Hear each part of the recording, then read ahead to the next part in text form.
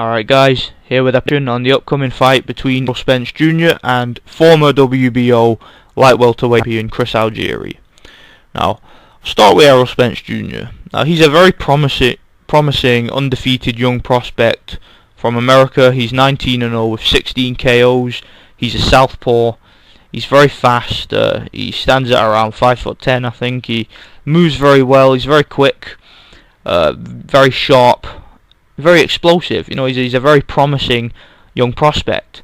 However, a lot of people seem to think, you know, that they seem pretty convinced, to be honest, that this guy's the future of boxing.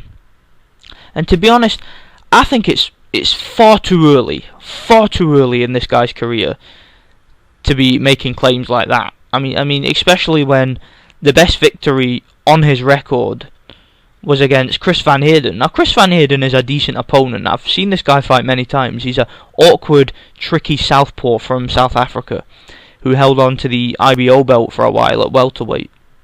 You know, he's a decent, awkward test for a young prospect like Errol Spence Jr. I remember when Chris Van Heerden retired Matthew Hatton, so he's not a bad opponent, and he only had one loss prior to that, which was a controversial split decision to Nikolai Stevanovic. So, you know, Chris Van Heerden was a commendable opponent, but he's not exactly a world level opponent. You know, when we're talking about Errol Spence Jr. being the future of boxing, I mean, it's not like the guys that he's been fighting. I mean, I'm looking at a lot of the guys on his record now. A lot of these guys with losing records. I don't think he's had the career-defining fights to really say that he's definitely the future of boxing. I mean, people were saying that Adrian Broner was the future of boxing, and what a disappointment his career has been. I mean, he's really made a fool of himself. I mean, and it was the hype people were giving him, which basically set him up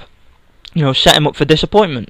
And it could be the same thing with Errol Spence Jr. We never know. But as of at this stage of Errol Spence's career, he hasn't put a foot wrong. You know, so you have to give him that. You have to give him that kind of credit. You know, he hasn't put a foot wrong yet in his career. He's undefeated. He's won all his fights in style. He's won the majority of them by knockout. He's done really well. He has, and he's looking promising. Now, his next fight is going to be against Chris Algieri. And the fight's going to be in Brooklyn, the Barclays Center in Brooklyn, New York. Now, Chris Algieri is not a bad fighter. Okay, you know, I've never been that convinced by him, though, to be honest. When he beat Ruslan Provodnikov, I thought he got lucky, to be honest. I don't think he won the fight. I had Provodnikov winning that fight by a couple of rounds. I just thought that he was landing the more devastating punches. He had 2 knockdowns. He was the aggressor throughout, and I just don't think they should have taken that belt off of Provodnikov. I really don't. I think that Provodnikov did just enough to hold on to his title, and I wasn't impressed by Algieri. I thought that it was his height and reach gave him a really good advantage against a limited defensive fighter like Provodnikov. You know, Provodnikov is very defensively limited. He's not that good defensively. He can be hit with a jab. And Algieri, with those long arms, was able to just, for at least the mid rounds towards the late rounds, he was able to kind of mess Provodnikov around a bit. You know, move around and just mess him about with that left hand and just move and, you know, tag his face and swell him up. And it was an awkward, uncomfortable night for Provodnikov. But I thought Provodnikov won the fight. I thought he'd done just enough to keep his belt, but they took it off him anyway. Then Chris Algieri went on to fight Manny Pacquiao and got the shit beat out of him. You know, got knocked down about 7 times or something. Complete mismatch of a fight. He got destroyed. Yeah, you know, and Chris Algieri, I just never thought much of him. You know, I've never really seen this guy as a world level fighter. However, when he hired John David Jackson to help him prepare for the fight against Amir Khan, you know, John David Jackson worked extensively on trying to improve Algieri's style, trying to make him more of a stationary fighter, you know, stop him dancing around the ring, falling off balance. You know, that was his biggest problem against Pacquiao, was he was just too negative. He kept falling over, kept slipping, kept running away, and he couldn't get nothing going in the fight. And that, you know, that style of just running around and throwing jabs, It might work against a guy like Provodnikov, a guy that can plod forward and, just takes punches on the chin. It might work against a guy like that, but it's not going to work against a guy like Manny Pacquiao, who has veteran experience and who has foot speed and who can close you down and who, is a southpaw and who's very fast. It's not going to work on a guy like Manny Pacquiao.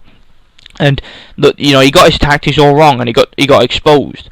However, with John David Jackson helping him prepare for the Amir Khan fight, you'll see a lot of changes. In the Amir Khan fight, Algieri was using his left hook, he was throwing feints, he was standing his ground when he needed to, he wasn't running away, he was fighting, he was boxing, he fought a specific game plan to try and win the fight legitimately. He wasn't trying to run around and just throw jabs and just make a mockery of the fight. He was there to take the victory. Right, he was there to take the fight to Khan, and it worked a lot better for him. He gave Khan a very difficult fight. It could have gone either way. It was a very close fight, and that was thanks to John David Jackson's preparation, and John David Jackson being the same trainer for Sergey Kovalev. We know that this guy's a great trainer. He's had a lot of experience, and he was a pretty good fighter himself.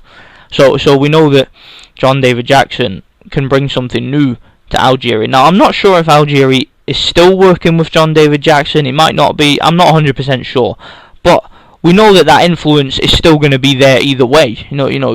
Chris Algieri is still going to have that experience. He's still going to take those tips on board, and he's going to be certainly a better fighter now than he ever was before. I think he's still young. He's still learning. He's still developing his craft, and he's a good boxer. He is, and he's starting to become more of a man now, rather than the prospect that he was before. He's more of an established fighter now. However, though, I don't see him beating Errol Spence Jr. I'll tell you guys why. Errol Spence Jr. to me seems to have far more natural talent than Chris Algieri. Now, when Chris Algieri is a tall guy, long arms, awkward, but Chris Van Heerden was the same. Chris Van Heerden had a height and reach advantage over Errol Spence Jr. He was tall, he was awkward, and he wasn't able to really get anything going. He wasn't able to land his jab. He wasn't able to confuse Errol Spence. Errol Spence's in and out ambush style just took him apart. And Chris Algieri, I just think that another thing about Chris Algieri, he doesn't seem to take a shot very well. Okay, you see that in both the Provodnikov and Pacquiao fights. He just couldn't take a shot. Right? When he gets hit, his legs go and he falls all over the place, and he just doesn't seem to have world level punch resistance. And he also seems a bit vulnerable to the body to me. When he's got that uptight stance, he's very tall. There's a lot of lean body there that's available to hit. And I think for a southpaw and an aggressive, sharp, really fast southpaw like Errol Spence Jr., I can see him hitting Algieri in the body. I can see him cutting off the ring. I can see him making Algieri's height and reach a disadvantage.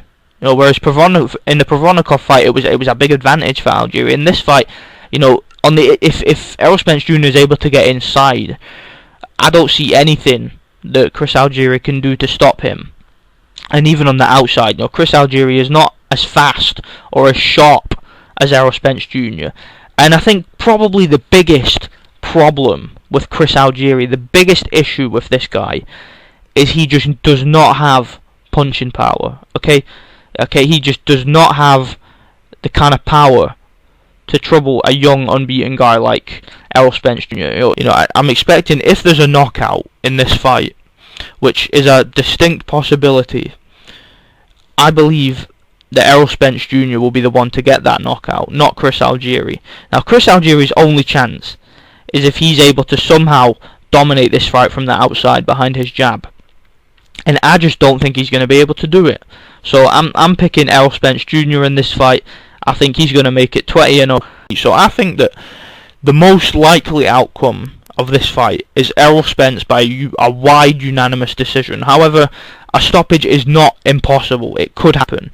So that's what I think about this fight, guys. I think Errol Spence is definitely going to win. I just don't see Chris Algieri being able to outbox him. I just don't think Chris Algieri has the talent, to be honest. So Errol Spence Jr. by either a late stoppage or a wide decision. That's what I'm going with in this fight. Let me know what you guys think. See you later. Bye.